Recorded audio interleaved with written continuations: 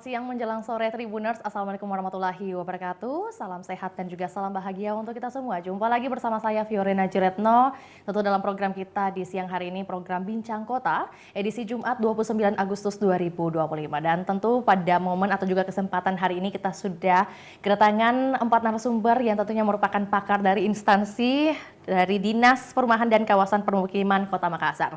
Dan kalau berbicara tentang perkembangan atau juga pembangunan Kota Makassar itu selalu identik dengan satu permasalahan yang penting juga dan mendesak, yakni penanganan dan juga pencegahan kawasan kumuh. Di mana kawasan kumuh kita ketahui bukan hanya menjadi masalah estetika tapi juga menyoal kesejahteraan masyarakat, kebersihan, dan juga kesehatan dari masyarakat itu sendiri. Oleh karena itu menjadi penting untuk membahas atau juga mendiskusikan satu topik di siang hari ini, yakni dengan tajuk Pertaruhkan Makassar untuk Bebas Kawasan Kumuh. Bersama narasumber kita ada Bapak Ibrahim Kaidar Said, SIP MSI, selaku Kepala Bidang PSU Prasarana, Sarana dan Utilitas dari Disperki Makassar. Kemudian ada Bapak Fajrin Hamid Pagara, SSTP, selaku Kepala Bidang Perumahan dan Kawasan Permukiman Kumuh Disperki Makassar. Kemudian ada juga Bapak Nur Haq Alamsyah, selaku Kepala Bidang Perumahan dari Disperki Makassar, dan juga ada Ibu Riri Irma Novrianti Iman, SPMM, selaku Kepala Bidang Kawasan Permukiman Kota Makassar. Dan izinkan Vio menyapa para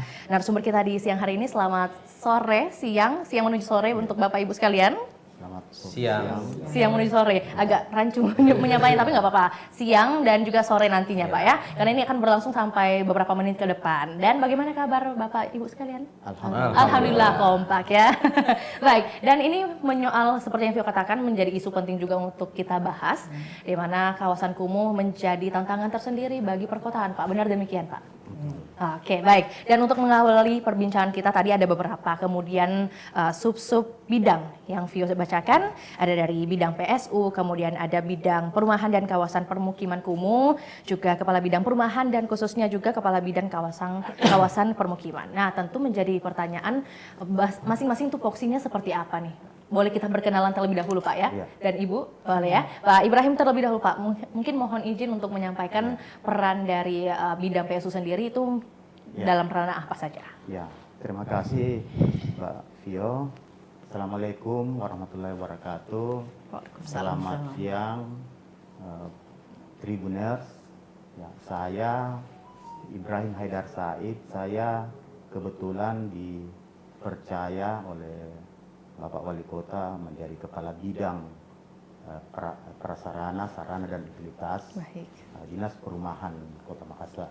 Jadi tugas saya selaku Kepala Bidang adalah bagaimana memastikan bahwa perumahan-perumahan yang memang sudah banyak berkembang di Kota Makassar ini bisa diserahkan kepada pemerintah Kota Makassar, terutama PSU-nya. Ya, ini dengan penyerahan ini bisa kita kembangkan, kita kelola untuk kepentingan masyarakat. Ya, sesuai dengan nama bidangnya bahwa prasarana, sarana dan utilitas. Ya, untuk dimanfaatkan oleh terutama dalam hal kenyamanannya tinggal di Kota Makassar. Oke. Baik, berarti ini ada kemudian korelasinya dengan pengembang dan pemerintah Kota Makassar begitu Pak ya, kerjasama bagaimana kemudian menyerahkan PSU yang hadir di berbagai kawasan atau juga permukiman Kota Makassar. Betul. Benar demikian. Oke. Baik, terima kasih Pak Ibrahim. Lantas untuk Ibu Riri sendiri untuk peran atau juga tupoksinya selaku Kepala Bidang Kawasan Permukiman seperti apa yang menjadi tanggung jawabnya nih Bu? Ya, terima kasih Bu. Kalau kami di kawasan permukiman yaitu menangani bagaimana peningkatan kualitas untuk kawasan kumuh, seperti bagaimana memperbaiki rumah-rumah rumah-rumah kumuh, kemudian jalan-jalan lingkungan yang ada di dalam perumahan itu, drainase lingkungan juga, dan ada beberapa kepemilikan alas hak rumah yang rumah kumuh itu. Rumah kumuh Iya, itu, dan iya. tentu berbicara tentang Iya. bagaimana kemudian peningkatan kualitas lah ya, Iya. menjadi peran ibu. Iya. Oke, baik. Di samping Ibu Riri ada Pak Doni nih, Pak Iya. Doni, jumpa lagi Pak. Ini sepertinya wajah-wajah lama juga Pak masih berada di Iya. dinas terkait di Superkim Kota Makassar Pak. Lantas untuk saat ini membidangi dari dinas atau kepala bidang perumahan, apakah kemudian ada peran baru lagi nih Pak? Kalau di bidang perumahan sih masih sama Mbak, seperti dulu. Semenjak saya dipercaya oleh Pak Wali di 2024 awal, bidang perumahan itu menangani terkait SPM bidang perumahan.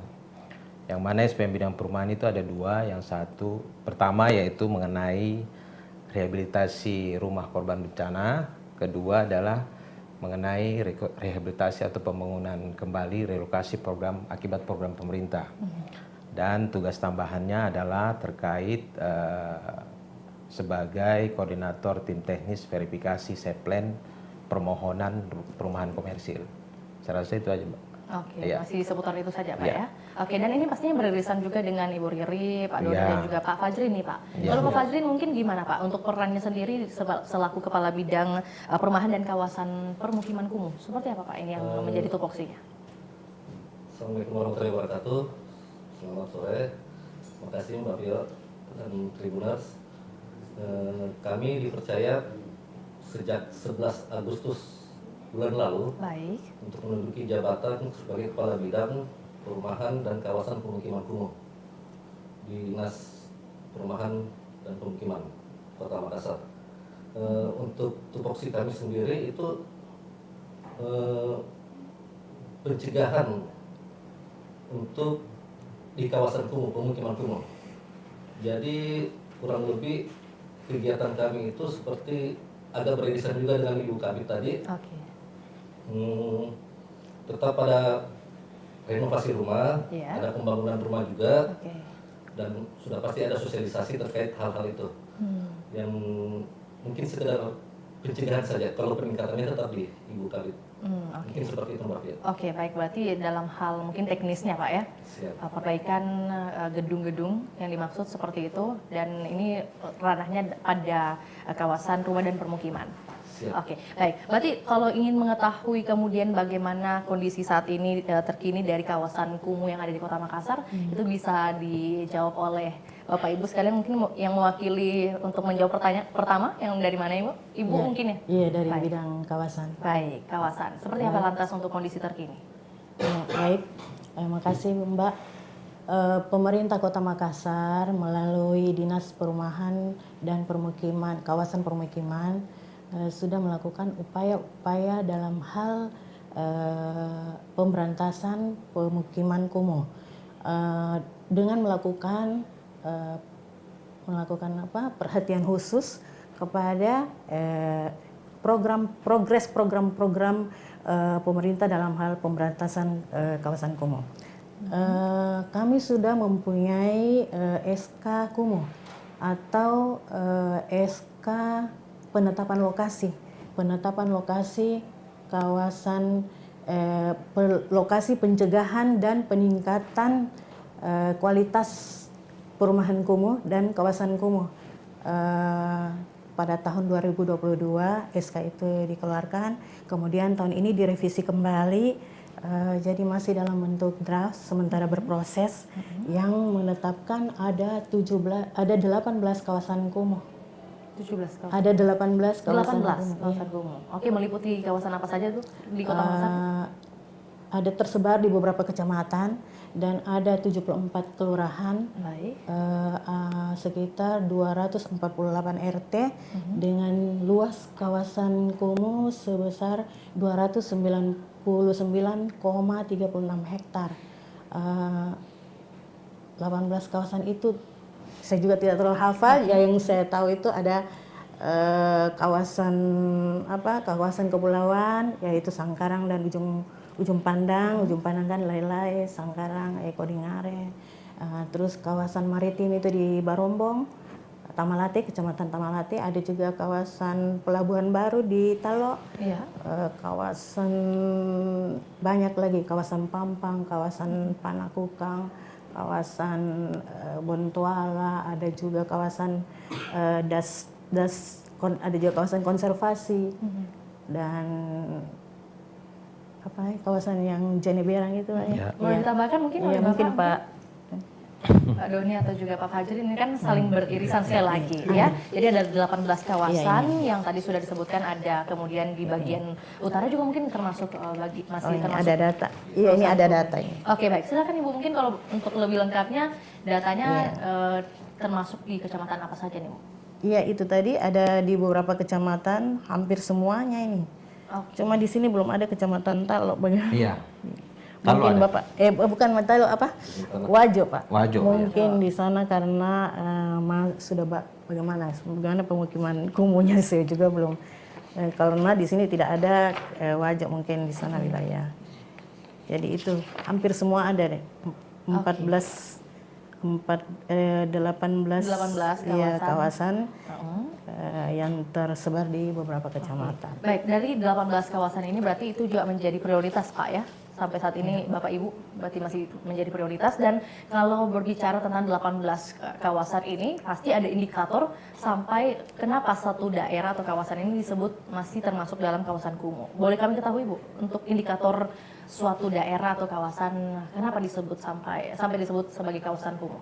Oh iya, karena ada 7 indikator bagaimana kita mau memberantas kawasan kumuh, menuntaskan kawasan kumuh, tetapi itu tidak bisa dilakukan dalam 1 tahun anggaran saja.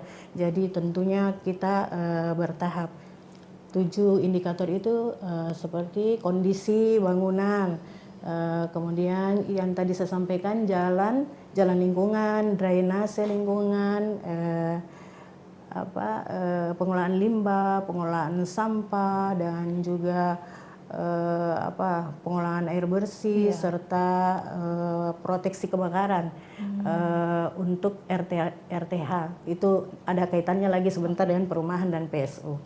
Karena di PSU juga itu pasti ada 7 indikator tadi. 7 indikator. Atau mungkin boleh langsung kita bahas juga nih. Kalau dari PSU sendiri Pak, ini menyambung dengan adanya indikator-indikator dari masing-masing bidang yang kemudian menjadi perhatian juga sampai saat ini, bahkan sampai pemerintahan kapanpun Pak ya, pasti menjadi perhatian nih. Nah, kalau dari PSU sendiri indikator yang dimaksud ada dalam perihal apa saja nih Pak?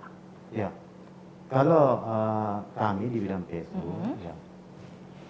kami sebenarnya yang paling signifikan adalah bagaimana kita ingin memastikan bahwa para pengembang, pengembang perumahan khususnya di Kota Makassar itu setelah menyelesaikan pembangunannya itu sesuai dengan peraturan daerah nomor 1 tahun 2023 tentang penyediaan, penyerahan dan pengelolaan PSU di Kota Makassar, itu kita pastikan bahwa semua fasilitas-fasilitas yang ada di perumahan itu selaras dengan program-program pemerintah khususnya di bidang perumahan.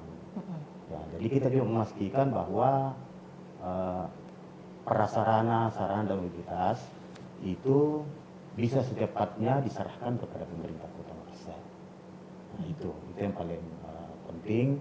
Kemudian kita bekerja sama bagaimana kita mengajak seluruh baik masyarakat itu pada umumnya yang tinggal di perumahan maupun mengelola dengan sesuai dengan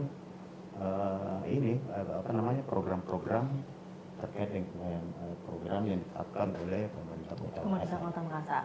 Oke, tapi selama ini bagaimana prosesnya Pak dari penyerahan dari pihak pengembang pada pemerintah Kota Makassar? Apakah kemudian ditemui atau sering kali kita lihat ada mungkin kendala-kendala kah di lapangan? Iya. Jadi prosesnya, ya itu yang paling ini kan dalam proses ini ada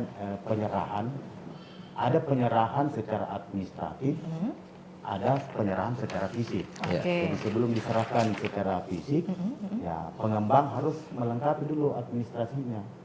Jadi prosesnya ini kita tentukan beberapa tahap. Yang pertama itu pengembang bermohon secara administratif ya, bermohon untuk penyerahan PSU. Dan saya katakan tadi bahwa setelah selesai pembangunan sarana di perumahan itu, kalau kita upayakan pengembang segera menyerahkan PSU-nya.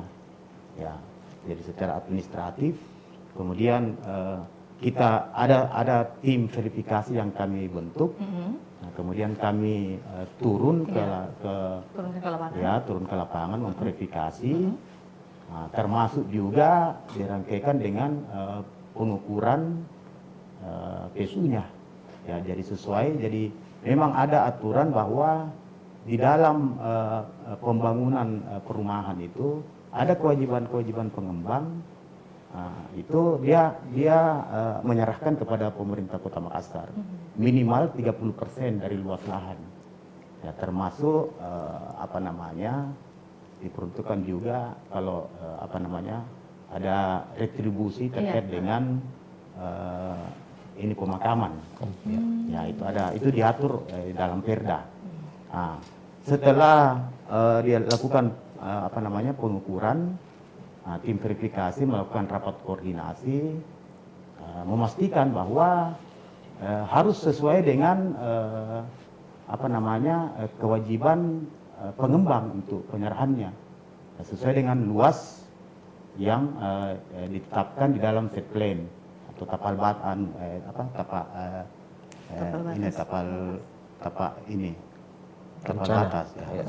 Ya. 30% itu yang kita pastikan bahwa apakah sesuai dengan sebelum mengajukan izin pembangunan itu ada set plan-nya sesuai. Nah, setelah itu kita membuat berita acara kalau memang sudah lengkap semua. Tapi kalau belum lengkap, ya kita serahkan kembali kepada pengembang untuk melengkapi. Nah, setelah itu kita buatkan berita acara, dan setelah pembuatan berita acara, kemudian kegiatan penyerahannya dari pengembang ke pemerintah kota.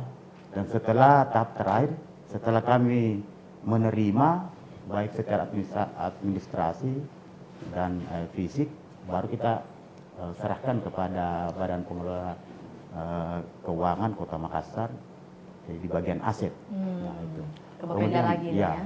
Bukan Bapenda, BPKD. Ya, itu memang di bagian aset. Nah, kendala-kendalanya memang banyak selama ini yang kami rasakan. Itu yang terutama terkait dengan masalah sertifikatnya. Karena ini kan penyerahan itu harus sesuai dengan sertifikatnya itu harus sesuai dengan PSU-nya. Nah, jadi pengembang itu biasanya dia masih sertifikat induk, jadi dia harus balik nama sesuai dengan PSU-nya. Ya, gitu. Kemudian kendala-kendalanya juga bahwa ya terutama perumahan-perumahan yang sudah lama berdiri di Kota Makassar itu biasanya pengembangnya sudah tidak diketahui lagi. Nah, itu yang kendala. Untuk bangunan lama, Pak, ya? Ya, tapi ada juga pengembangnya yang sudah sudah pilot, ya sudah pilot, sudah tidak berada lagi di Kota Makassar, bahkan sudah meninggal dunia. Ya, itu yang kendalanya untuk mendapatkan sertifikatnya. Nah, kira-kira begitu. Oke. Baik, terima kasih Pak Ibrahim. Lantas kita juga ingin mendengar dari Pak Doni nih. Pak Doni mungkin izin mengetahui juga bagaimana kemudian strategi dari pemerintah kota di tahun ini, khususnya mungkin ada upaya seperti apa yang dilakukan agar luasan kawasan kumuh ini bisa menurun nih Pak. Oh iya. Oke, silakan Pak Doni. Izin mungkin saya agak melintas jawabannya. Baik. Bahwa terkait penanganan kawasan kumuh itu tidak mesti juga dari pemerintah daerah yang menangani. Ada action plan collaboration antara pemerintah pusat, pemerintah provinsi dengan pemerintah daerah.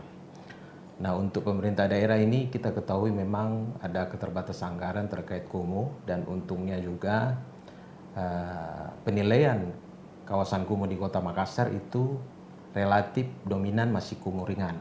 Nah, Makanya dari sisi penilaian pusat ke pemerintah kota, Makassar itu cukup berhasil penanganan kawasan kumuhnya. Cuma memang ada beberapa indikator-indikator yang tadi Bu Riri bilang itu seakan-akan di satu kawasan itu kumuhnya menjadi kumuh sedang atau kumuh berat karena mungkin jalannya di kondisi jalannya agak memprihatinkan atau drainasenya. Tapi sebenarnya penilaian kategori kumuh itu harus ada penggabungan dari 7 indikator itu tadi. Nah, makanya kalau memang di assessment, memang beberapa kawasan di Kota Makassar itu relatif kumuh ringan, dan untuk strategi penanganannya pun saat ini dengan keterbatasan anggaran yang kita miliki, kita lebih meningkatkan kolaborasi dengan pemerintah pusat, karena ada beberapa nantinya di tahun ini pun ada perbaikan rumah yang berapa kemarin ya yang datang Di ini 22 unit. ya enggak yang APBN kan ada datang ya ada bantuan dari APBN untuk perbaikan rumah di beberapa lokasi. Itu kan masuk aspek ketidakteraturan bangunan dari sisi indikator kumuh. Nah, itu untuk bantuan dari pusat, dan ada beberapa nanti CSR juga terkait penanganan bedah rumah, khususnya orang masyarakat yang berpenghasilan rendah atau ekstrim yang memang rumahnya nanti dibongkar baru dibangun kembali. Nah, untuk penanganan jalan lingkungannya pun kemungkinan di bulan depan, bulan 9 ya dalam waktu dekat, atau bulan 10 itu sudah jalan, sudah running sama drainasenya. Mungkin di perumahan juga sudah mau jalan di PSU perumahan.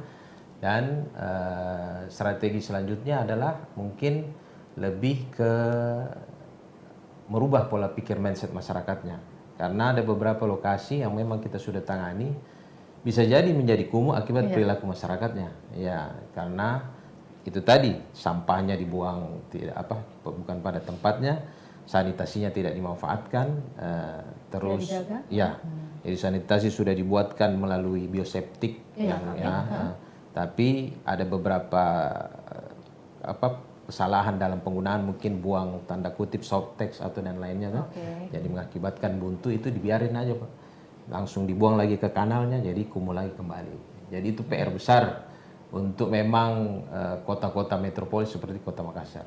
Oke, baik. Terima kasih Pak Doni. Lantas untuk Pak Fajrin sendiri Pak, ini kan selaku kabit dari perumahan dan juga kawasan permukiman, apakah kemudian menemukan tantangan yang serupa yang disampaikan Pak Doni, atau juga mungkin ada faktor-faktor lainnya juga yang menjadi tantangan nih Pak? Kurang lebih yang disampaikan Pak Kabit, Pak Doni tadi itu sebagian besar itulah tantangannya sebenarnya, yaitu perilaku masyarakat. Perilakunya Pak ya?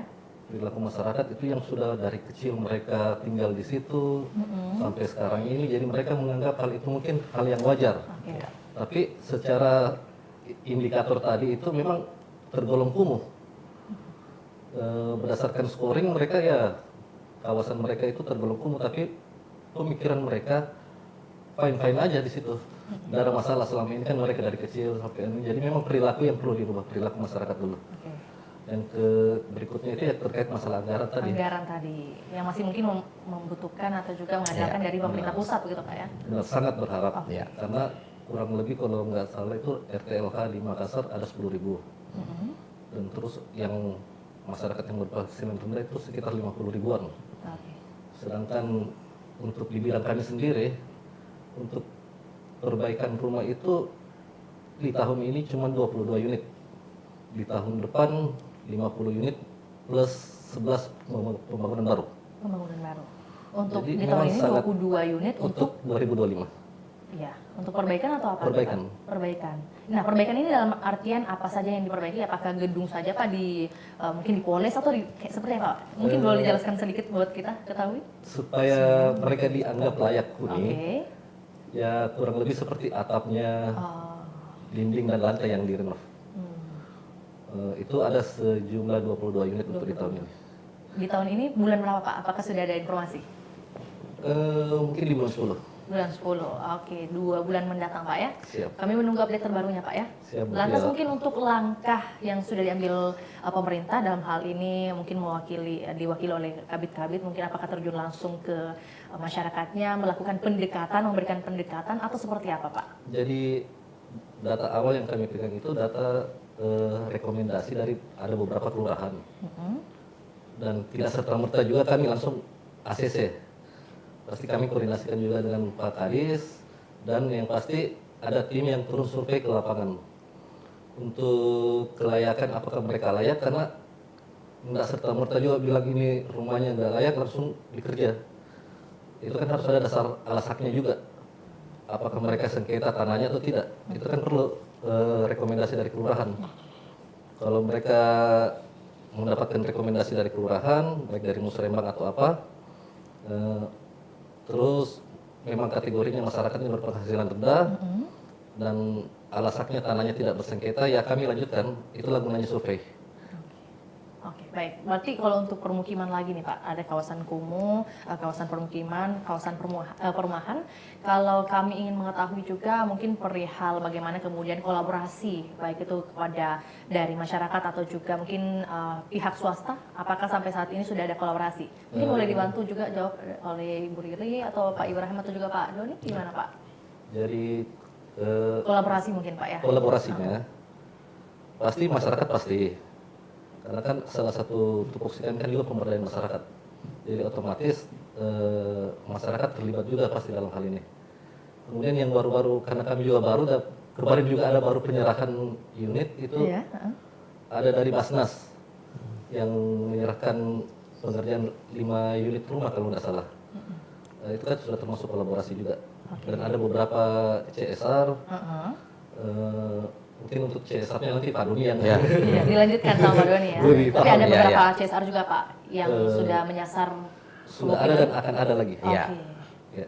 Iya, gimana Pak Doni? Mungkin Jadi langsung dilanjutkan di ya, tahun Pak? ini alhamdulillah kita ada bantuan CSR dari pengembang developer besar yang ada di Kota Makassar, seperti nantinya Talasa City, Semarekon, Mutiara atau CPI atau GMTD, itu akan kita mintai CSR-nya untuk menangani rumah yang memang secara teknis, secara struktur itu sudah tidak bisa lagi dihuni. Jadi memang harus dibongkar baru dibangun baru. Dan untuk tahap pertama ini 2 unit. Untuk 2 rumah yang memang jadi PR di Dinas Perumahan, karena memang kondisinya dari sisi livelihood-nya yang tinggal di tempat tersebut itu pastinya satu sudah tua renta yang memang sudah sendiri tinggal, jadi memang butuh uluran tangan khususnya dari kita pemerintah kota untuk menangani rumah-rumah seperti itu. Jadi alhamdulillah mungkin runningnya di bulan depan, Mbak.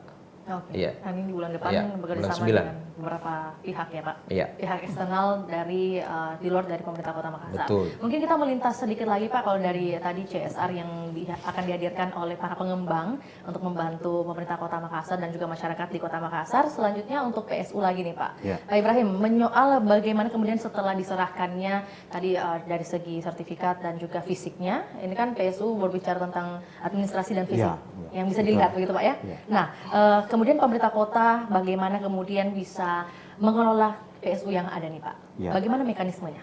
Ya, setelah pengembang menyerahkan PSU-nya, ya tanggung jawab pemeliharaannya itu adalah tentunya kepada masyarakat itu yang berpenghuni, yang tinggal di perumahan tersebut. Yang menjadi penghuni Pak ya? Ya, penghuni. Tetapi kita bekerja sama juga bagaimana terkait dengan perbaikan dan pemeliharaannya apabila ada PSU, apakah itu sarana jalannya, drainasenya, itu kita bekerja sama dengan masyarakat. Jadi untuk perbaikan dan pemeliharaannya itu bisa kita bahas ya bersama masyarakat itu bisa di dalam bentuk musrenbang, ya itu setiap tahun dilaksanakan di perumahan karena ini sudah menjadi aset pemerintah kota. Nah, bisa juga masyarakat langsung bersurat kepada dinas perumahan untuk perbaikannya. Ya, itu tergantung dari bagaimana anggaran yang kami dapatkan dari pemerintah kota. Ya, kira-kira begitu. Oke, baik Pak. Tadi mungkin ada sedikit bahasan bagaimana kemudian pihak pengembang mungkin ada beberapa momen begitu ya, menunda penyerahan PSU, ya. Dan kalaupun seperti demikian, apakah kemudian akan ada langkah hukum atau sanksi yang diterapkan? Ya, ini kan terkait dengan PSU ini. Ini bukan hanya pemerintah kota saja secara legalitasnya, secara secara hukumnya, tetapi juga mendapat pengawasan mulai dari tingkat atas, mulai dari KPK, kejaksaan. Jadi apabila ada hal-hal yang memang kita sudah peringatkan kepada pengembang, ada memang di Kota Makassar itu memang banyak kendala-kendalanya karena perumahan-perumahan ini yang memang sudah sejak tahun 20 tahun yang lalu. Nah, ini yang kita kendala-kendalanya itu bagaimana pengembang itu bisa menyerahkan PSU-nya. Nah, jadi kita libatkan aparat hukum juga. Jadi setelah kami rapatkan, kami rembukan dengan masyarakat. Kemudian apabila tergantung dari kendala-kendala yang dihadapi di dalam perumahan tersebut.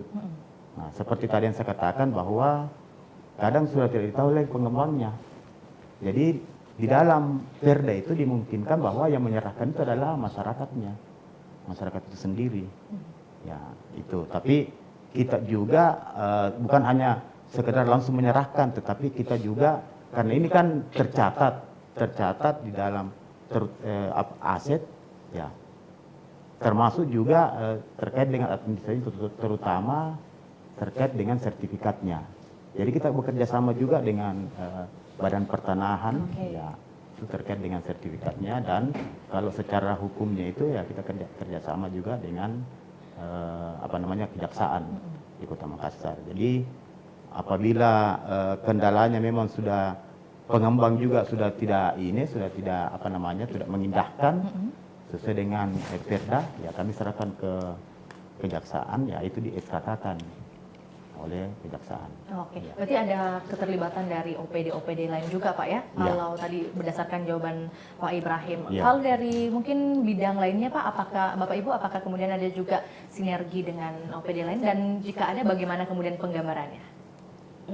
Mungkin saya bisa namanya. Iya, silakan Ibu Rini. Jadi pemerintah Kota Makassar dalam hal ini dalam penanganan kawasan kumuh itu kita mengacu kepada visi pemerintah, yaitu visi mulia, yaitu bagaimana pembangunan masyarakat yang unggul, inklusif, aman dan berkelanjutan, di mana misinya yang kebetulan cocok dengan dinas Disperkim, di situ yaitu pada misi ketiga, yaitu mewujudkan pembangunan infrastruktur dan tata ruang kota yang berkeadilan serta ramah lingkungan. Nah, dari itu melalui Sabta Cipta Mulia, berarti ada 7.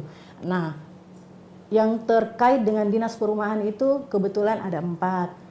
Ada 4, yaitu sanitasi, kemudian sampah. Jadi sampah yang peruntukannya untuk bebas bayar sampah itu ya, untuk masyarakat iuran, masyarakat miskin yang ekstrim, yang tadi seperti disampaikan oleh Pak Doni. Terus yang ketiga itu ada bedah rumah untuk prasejahtera, serta yang terakhir itu air bersih.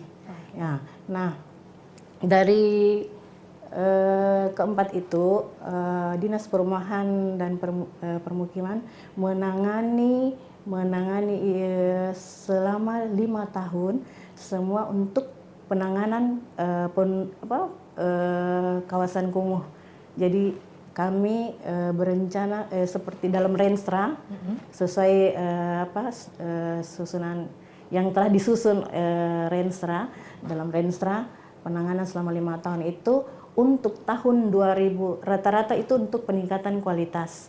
Jadi untuk tahun 2026 kebetulan kawasan kumuh kemarin kita sudah bersama-sama teman asistensi untuk kawasan kumuh itu yaitu perbaikan rumah tidak layak huni. Ada kaitannya lagi juga dengan bidang kumuh.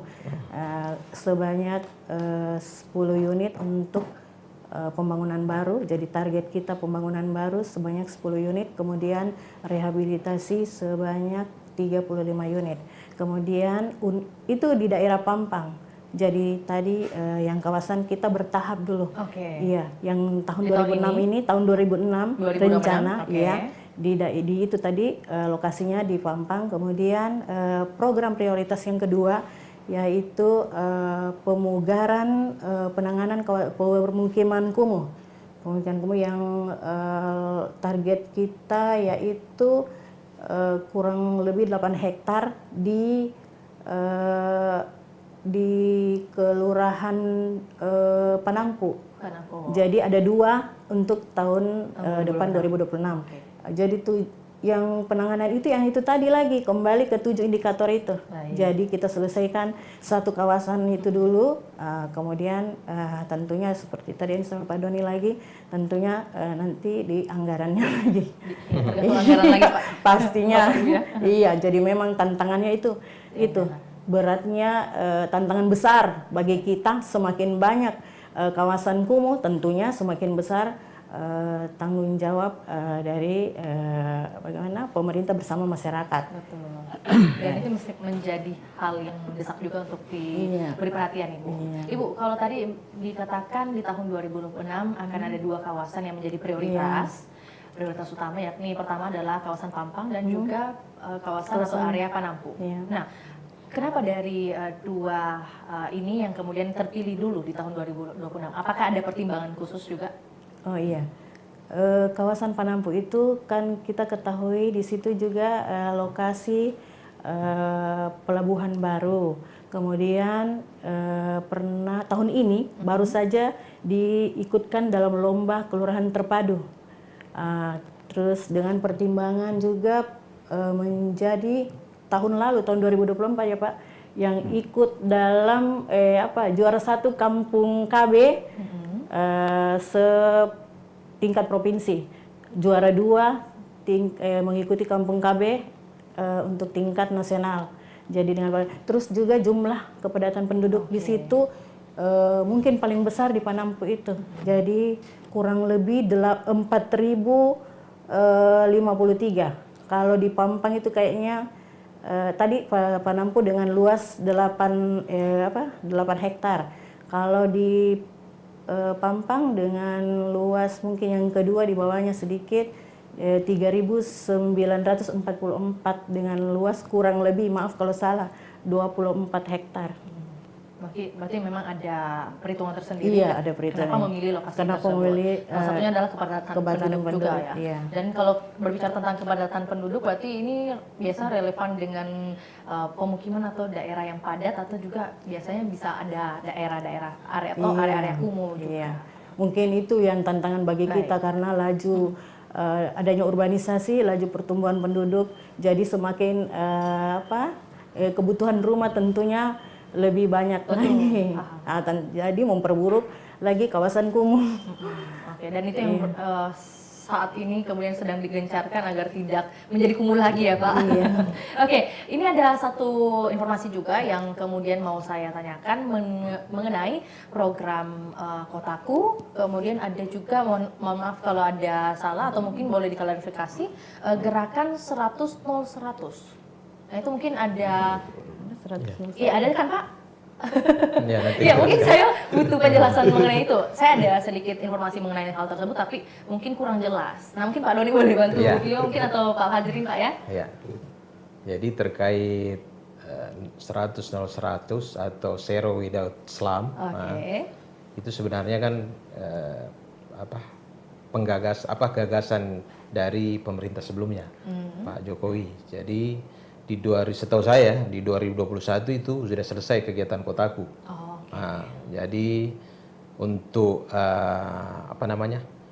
tagline kotaku itu sebenarnya di 2021 itu udah selesai. ya dengan menghasilkan beberapa pengurangan kumuh di berbagai daerah, khususnya juga di Kota Makassar. Tapi tidak untuk selanjutnya tidak hanya berhenti sampai di situ. Berhentinya kotaku belum tidak mesti penanganan kumuh juga berhenti. Makanya setahu saya nantinya pun regulasi terkait penanganan kumuh yang sebelumnya di bawah 10 hektar itu pemerintah Kota Makassar, hanya pemerintah daerah yang tangani, itu nantinya tidak ada batasan dari 10 hektar itu.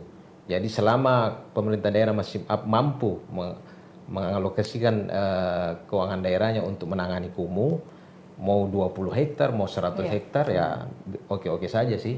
Nah, makanya tadi yang Ibu Riri sampaikan ada beberapa klasterisasi kawasan yang nantinya ditangani, dan itu pun diurut berdasarkan penilaian kumuh tadi kan, Mbak. Nah, jadi ya mungkin kemungkinan dari sisi analisis detail engineering desainnya ini Panampu sama Pampang masuk kategori teratas, makanya penanganannya duluan. Makanya menjadi prioritas. Ya, jadi untuk tahun 2025 ini kita tidak berbicara hanya rumahnya yang harus hilang, kan 100 itu setahu saya air bersih sama sanitasi, kita bebas buang air sembarangan kan. Nah, jadi kita tangani langsung secara menyeluruh 7 indikator tadi itu. Iya.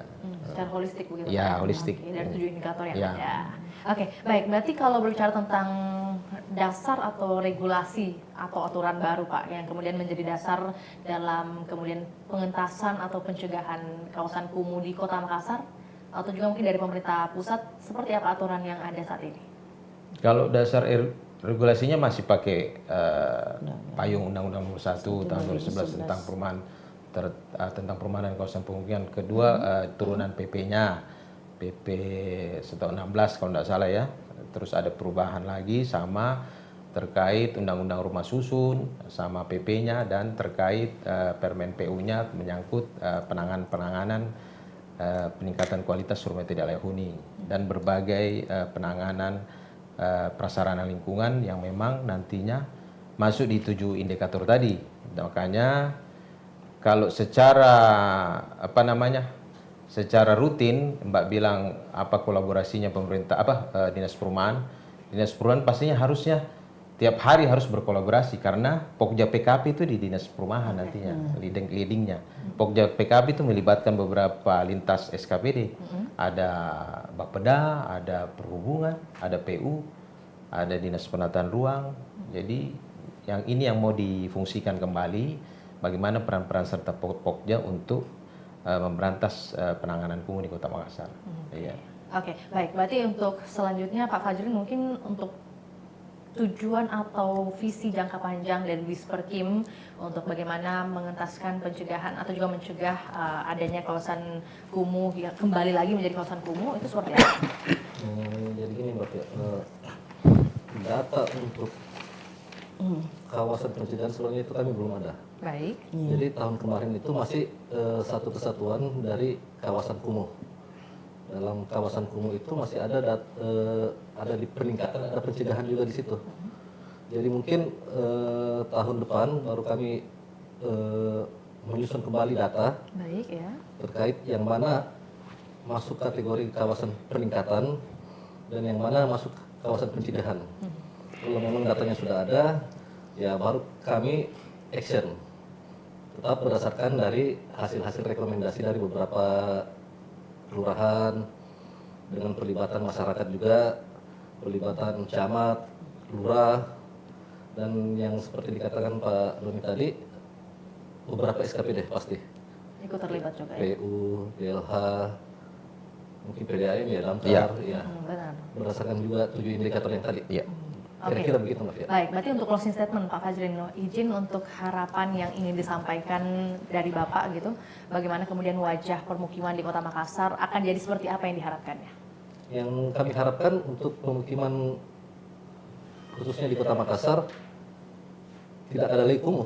Iya. Oke. Walaupun memang tugasnya berat, tapi itu harapan-harapan kami bagaimana kawasan kumuh di Kota Makassar itu sudah tidak ada lagi, dan dengan kolaborasi dari beberapa pihak baik swasta maupun SKPD terkait menjadikan Makassar untuk berdasarkan misi Wali Kota Makassar untuk infrastruktur yang berkeadilan dan ramah lingkungan. Kira-kira begitu Mbak Fia. Oke, baik. Terima kasih Pak Fajrino. Lantas untuk Pak Doni sendiri, Pak, satu kata atau mungkin satu kata kunci ya yang bisa menggambarkan bagaimana harapan dari Pak Doni menyoal kawasan permukiman di Kota Makassar.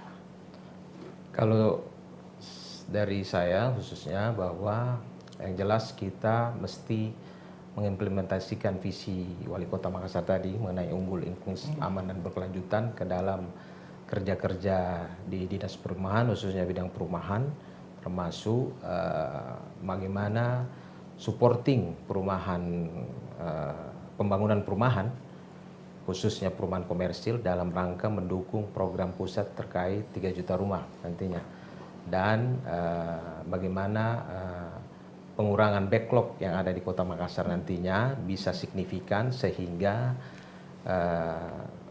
pemerintah pusat ataupun pemerintah Kota Makassar khususnya berprestasi terkait bagaimana rumah itu tidak jadi menjadi sesuatu yang mahal lagi kan, menjadi sesuatu yang memang hadir untuk masyarakat Kota Makassar. Kebutuhan, Ya. Pak, ya.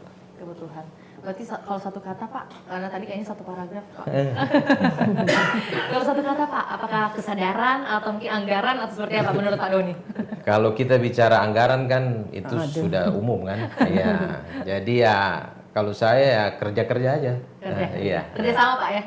Oke. Baik, terima kasih Pak Doni. Lantas Ibu Riri, harapan untuk bagaimana kemudian masyarakat bisa menjadi sadar juga nih, apalagi pemerintah sudah memberi bantuan, memberi wadah. Pokoknya pemerintah ini sedang bekerja gitu.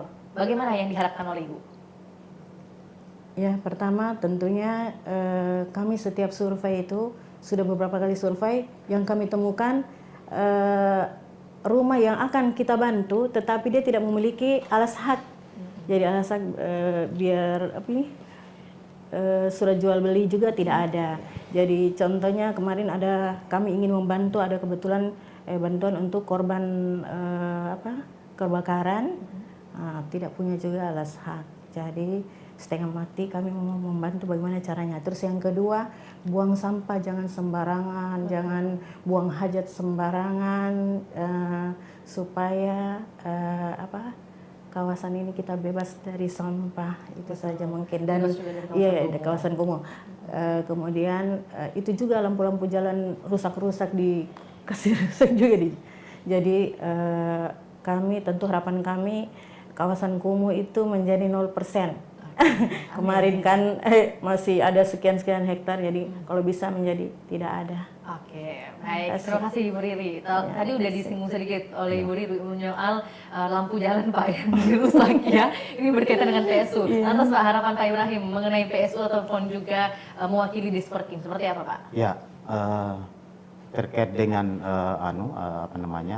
PSU, ya tentunya kami berharap bahwa dalam proses penyerahan PSU itu ada pengembang stakeholder ya tertib, transparan, ya termasuk apa yang disampaikan tadi Bu Riri bahwa bagaimana kita bersama-sama berkolaborasi, bekerja bersinergi, bekerja sama dengan masyarakat, dengan pengembang. Itu kita menciptakan lingkungan dan perumahan yang layak huni.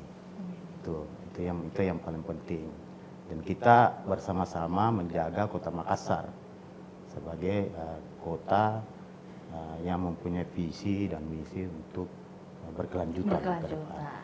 Itu kira-kira. Cukup, Pak? Cukup. Oke, paling penting jangan merusaki PSU Pak ya. Ya.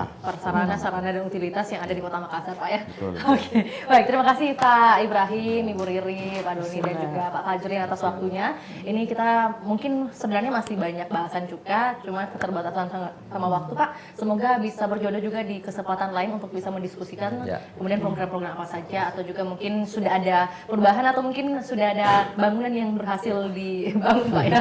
Oke, di tahun 2026 Pak ya. Sehat sukses selalu Bapak Ibu sekalian dan juga salam sama rekan-rekan lainnya yang ada di Disperkim Kota Makassar. Juga Tribuners, hingga saat ini terima kasih sudah menyaksikan program Bincang Kota edisi Jumat 29 Agustus 2025, dan semoga informasi yang kita bagikan ini bisa bermanfaat untuk kita semua juga. Mungkin banyak di luar sana yang mempertanyakan apa saja tugas dari Disperkim. Nah, pada kesempatan ini kita sudah mengulas sedikit banyaknya bagaimana kemudian peran-peran dari kabit-kabit yang hadir di momen sore hari ini, dan semoga bisa menjadi insight baru juga bagi kita semua. Akhir kata, saya Fiore Najiretno mewakili 4 narasumber kita dan juga tim pamit undur diri. Selamat sore dan sampai jumpa. Assalamualaikum warahmatullahi wabarakatuh. Waalaikumsalam warahmatullahi wabarakatuh. Download Tribun X sekarang, menghadirkan lokal menjadi Indonesia.